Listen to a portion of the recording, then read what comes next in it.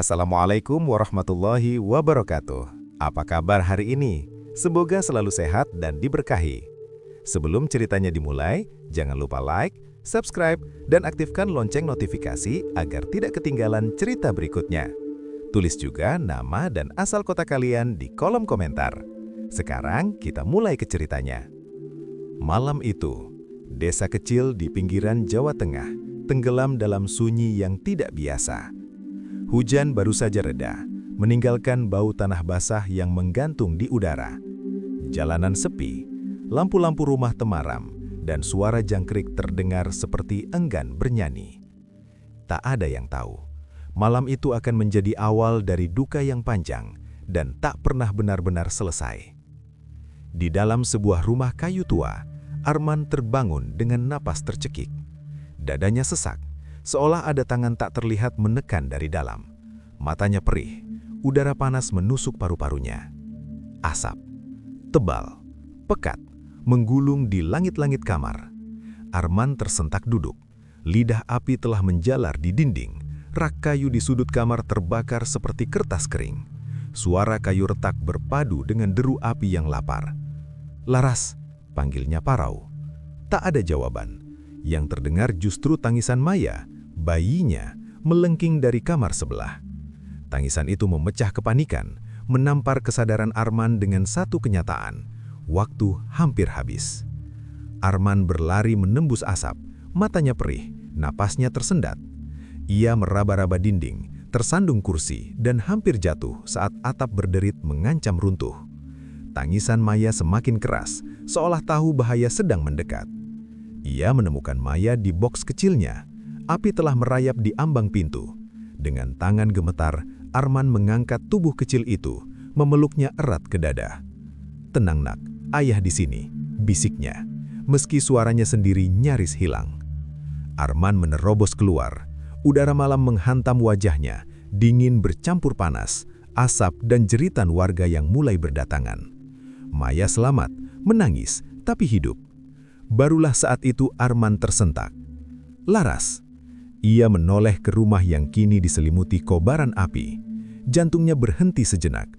"Laras!" Teriakannya tenggelam oleh gemuruh api.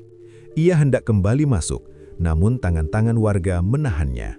Api terlalu besar, terlalu cepat, terlalu kejam. Di balik nyala merah yang menari liar, Arman merasa bukan hanya rumahnya yang terbakar malam itu, melainkan seluruh hidupnya.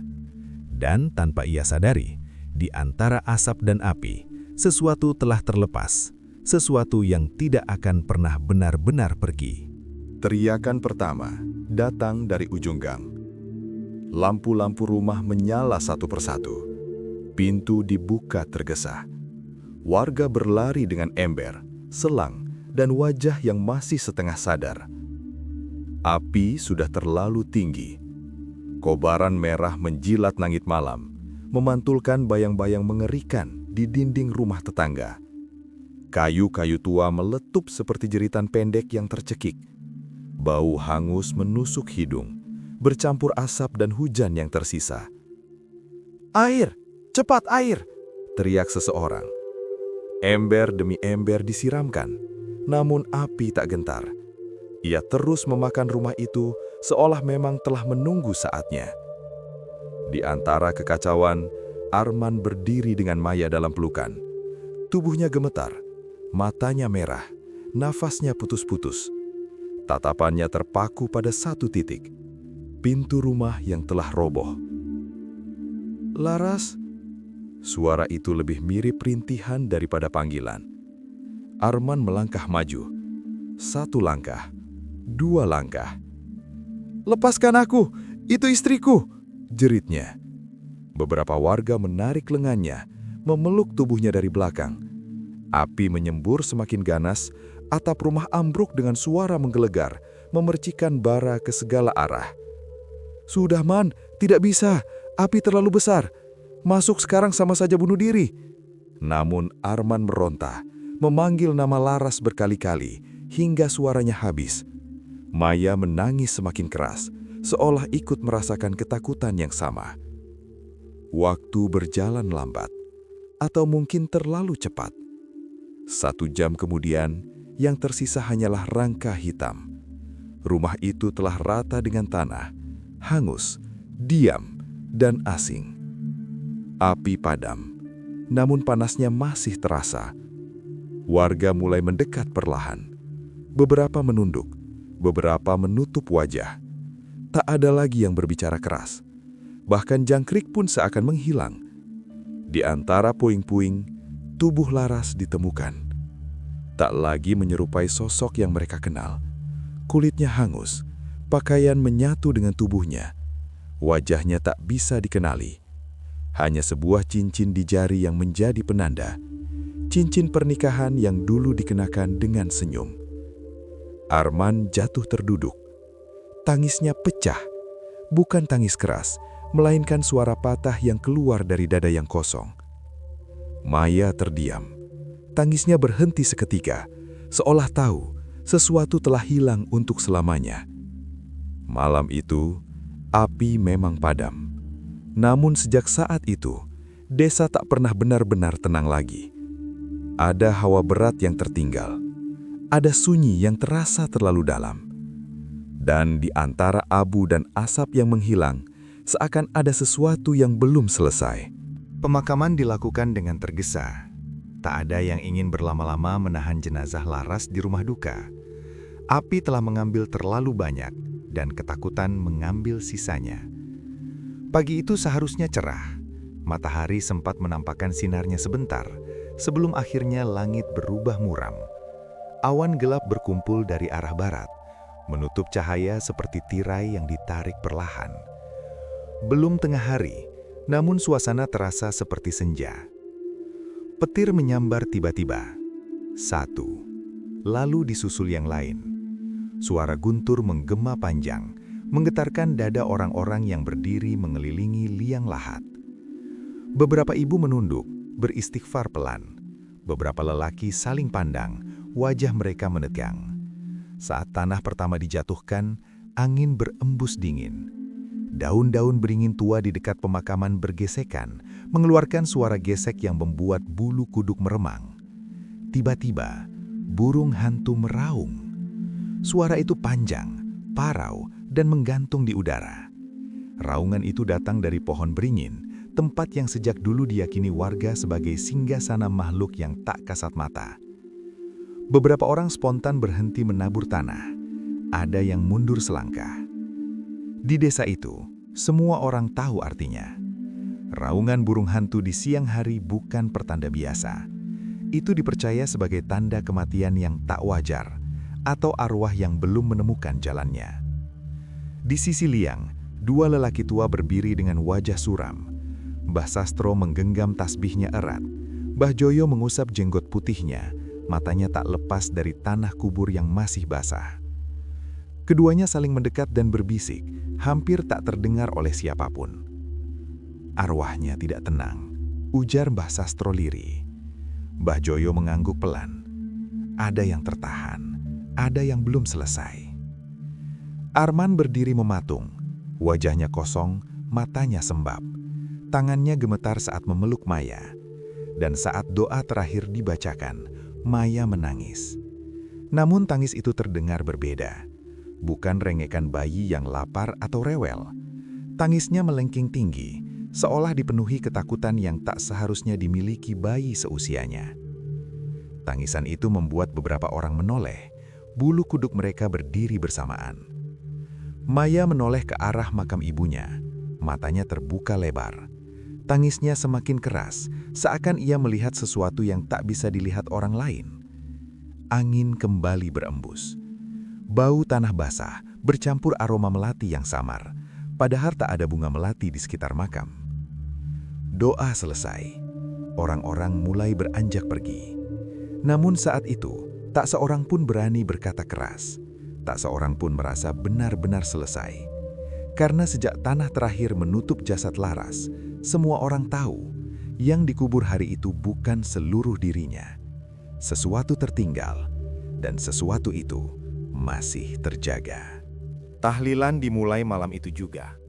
Rumah Bu Ratna dipenuhi suara doa yang dibaca pelan, bergulung seperti ombak kecil yang mencoba menenangkan laut duka. Lampu-lampu dinyalakan terang, tikar digelar, dan cangkir-cangkir teh mengepul dalam diam. Namun sejak awal, malam-malam itu terasa berbeda. Malam pertama, saat doa belum selesai, lampu di rumah Bu Ratna mendadak padam. Bukan di rumah tetangga, bukan di jalan, hanya di rumah itu. Suara doa terhenti sejenak. Beberapa orang menoleh ke atas, sebagian saling pandang. Angin dingin menyusup dari sela-sela jendela, membuat lilin-lilin bergetar. Lampu kembali menyala beberapa menit kemudian. Tak ada yang berani bertanya. Tahlilan dilanjutkan, meski suara doa kini terdengar lebih pelan. Malam kedua, gangguan datang tanpa suara. Bau melati menyengat tiba-tiba memenuhi ruangan. Bukan harum lembut, melainkan aroma pekat yang menusuk hidung. Bu Ratna menegang. Itu bunga kesukaan Laras. Orang-orang saling berbisik. Tak satu pun membawa melati malam itu. Tak ada bunga di meja doa. Namun bau itu bertahan lama, seolah menyatu dengan udara, membuat nafas terasa berat. Malam ketiga, saat rumah mulai sepi dan tahlilan hampir usai, suara itu terdengar. Tangisan perempuan.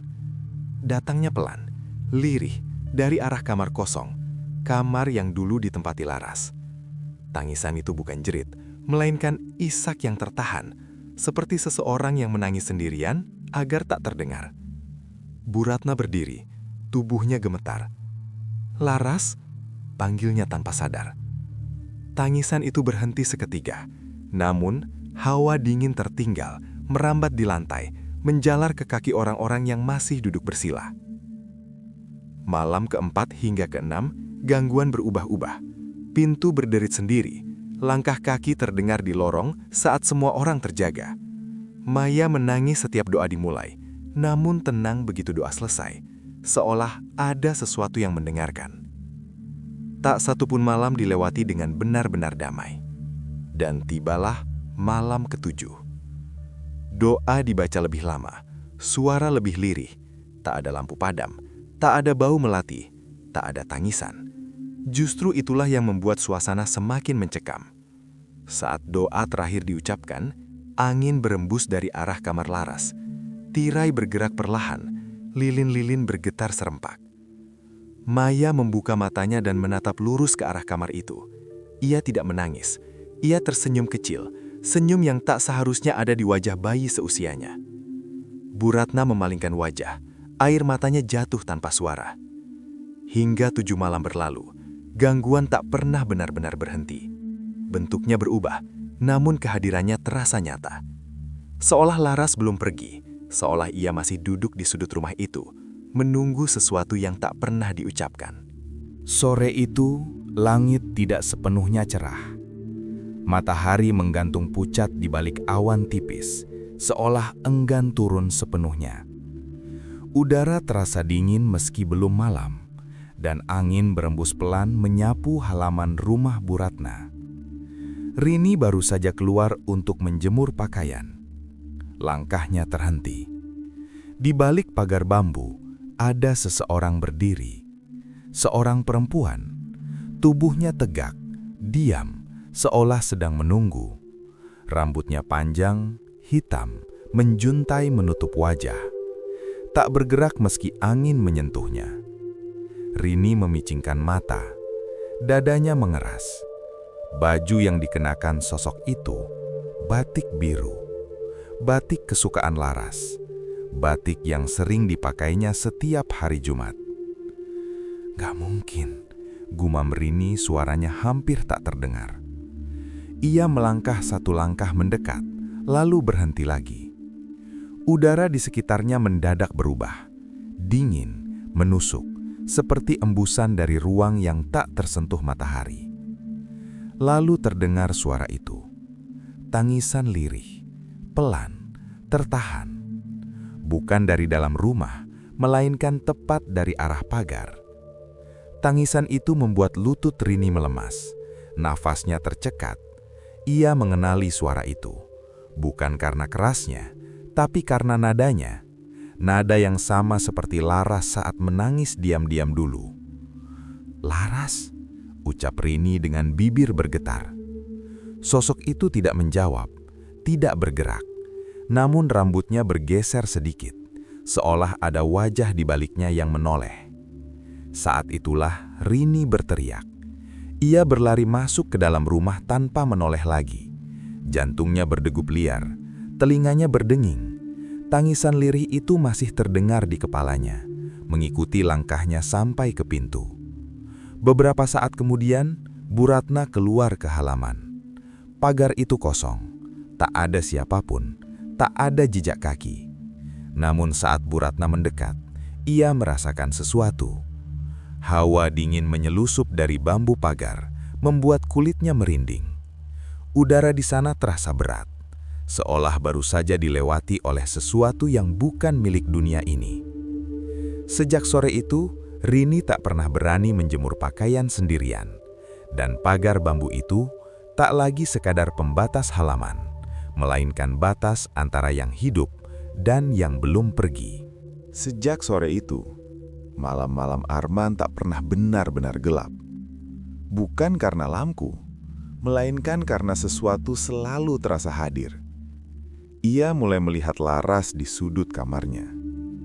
Awalnya hanya bayangan, kabur, diam, seperti noda gelap yang tak mau hilang meski mata dipejamkan.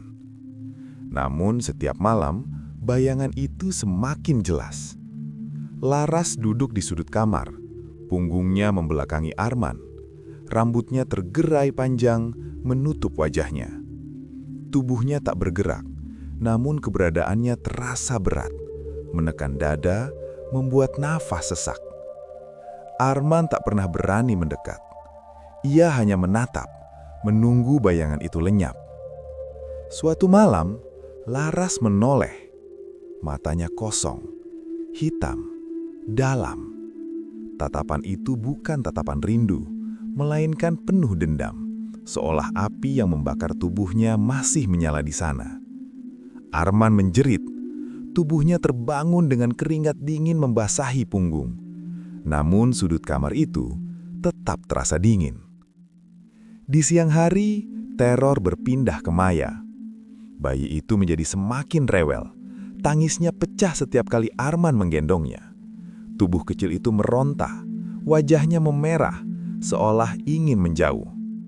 Namun ketika Bu Ratna atau Rini mengambilnya, Maya langsung tenang. Tangis berhenti, nafasnya teratur, matanya terpejam damai. Arman berdiri terpaku, perasaannya tercabik, seolah ia bukan lagi ayah bagi anaknya sendiri. Malam berikutnya, mimpi itu datang. Arman berada di dalam rumah yang terbakar.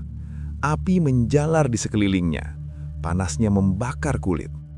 Di tengah kobaran itu, Laras berdiri menatapnya. Tubuhnya hangus, kulitnya mengelupas, namun matanya menatap tajam, menembus jiwa. "Kau bakar tubuhku," ucap Laras. Suaranya serak seperti bara yang diinjak. "Aku akan ambil anakku." Arman menjerit. Tubuhnya terbangun dengan keringat dingin membasahi punggung. Namun sudut kamar itu tetap terasa dingin. Sejak malam itu Arman tahu satu hal. Yang datang bukan sekedar kenangan, bukan sekedar mimpi. Ada tuntutan di balik tatapan itu. Ada hutang yang belum dibayar. Dan jika ia gagal memahaminya, maka sesuatu yang paling ia cintai akan diambil darinya. Pagi itu, Arman berbicara dengan suara yang terdengar tenang, terlalu tenang untuk seseorang yang tak tidur berhari-hari. "Aku mau bawa Maya ke rumah orang tuaku," katanya. "Di sana lebih ramai, lebih aman." Alasannya terdengar masuk akal. Rumah orang tuanya lebih besar. Ada banyak tangan yang bisa membantu mengurus bayi. Lingkungan terasa lebih hidup, tak sesepi rumah Bu Ratna yang masih diselimuti duka. Namun, sejak kata-kata itu keluar, dada Bu Ratna mengeras. Ia menatap Arman lama, bukan dengan amarah, melainkan dengan naluri seorang ibu yang berteriak pelan di dalam dada. "Tidak sekarang," ucap Bu Ratna akhirnya. Suaranya rendah, tegas, namun bergetar. Arman menghela nafas berat. Ia merasa ditolak. Lagi. Tanpa berkata apa-apa, Arman mendekati Maya dan menggendongnya. Baru beberapa detik dalam pelukannya, tubuh kecil itu menegang. Maya menangis. Bukan tangis biasa. Tangisnya pecah, melengking, nyaris tanpa jeda. Tangannya mengepal, kakinya menendang. Wajahnya memerah seperti ketakutan yang mendadak menyerang. "Tenang, Nak. Ayah di sini," Arman berbisik panik. Namun tangisan itu semakin menjadi. Seolah ada sesuatu yang membuat Maya ingin menjauh. Rini segera mengambil Maya dari pelukan Arman. Ajaibnya, tangis itu berhenti seketika. Nafas Maya kembali teratur, tubuhnya rileks, bahkan matanya terpejam perlahan. Arman berdiri kaku. Tangannya masih terulur, kosong. Ia mencoba lagi. Begitu Maya kembali ke pelukannya, tangisan histeris itu muncul lagi, lebih keras dari sebelumnya. Bu Ratna menutup mata, air mata mengalir tanpa suara. "Bukan salahmu sepenuhnya, Man," katanya lirih. "Tapi sekarang, jangan bawa dia pergi." Arman menggeleng. Di dadanya, ketakutan dan rasa bersalah bercampur menjadi satu. Ia merasa bukan hanya Maya yang menolaknya, melainkan sesuatu yang tak terlihat. Seolah ada tangan lain yang memeluk anak itu lebih erat. Tangan yang tak ingin melepaskan.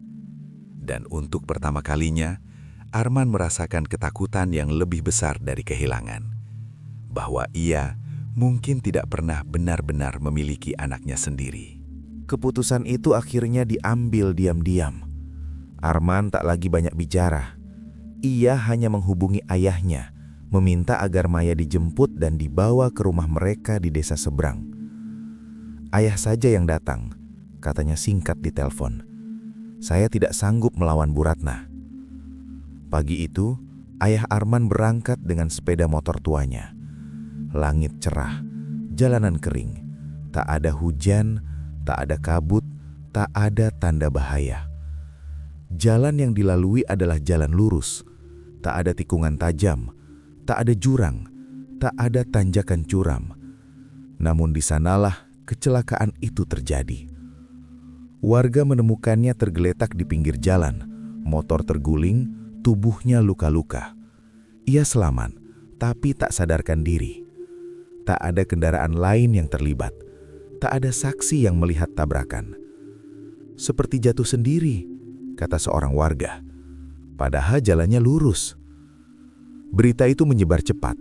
Bisik-bisik mulai terdengar di warung, di teras rumah, di sudut musola. Ada yang mencegah. Bukan kecelakaan biasa. Kalau soal anak itu, jangan main-main. Arman terduduk lemah saat mendengarnya.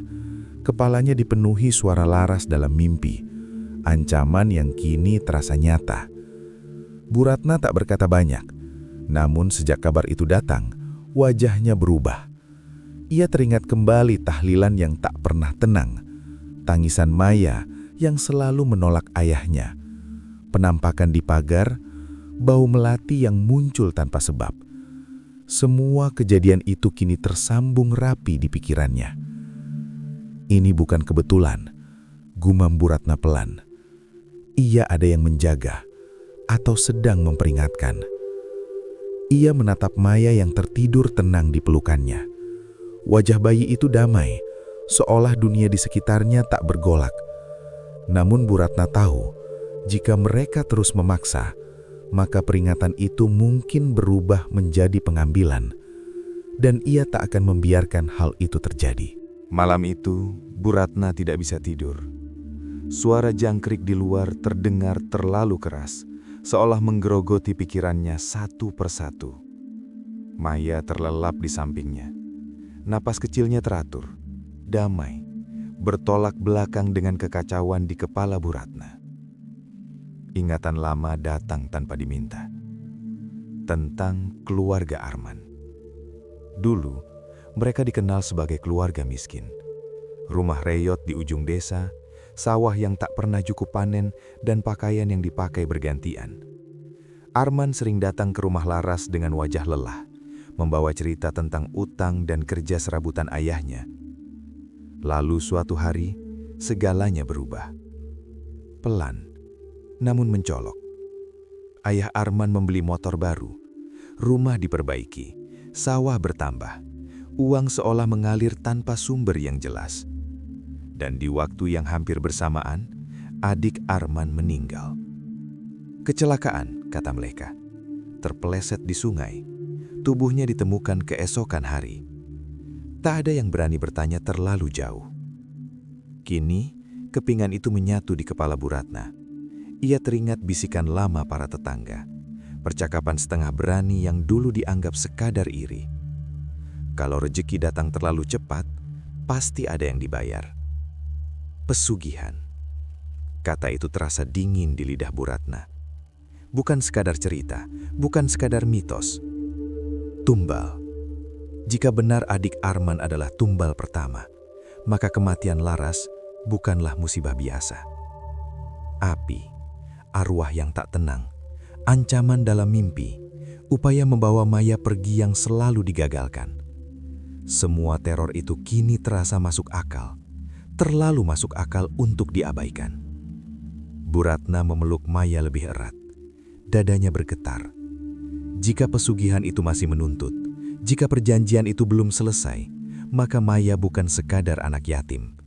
Ia adalah harga berikutnya. Di luar rumah, angin berembus pelan, bau tanah basah menyelinap masuk.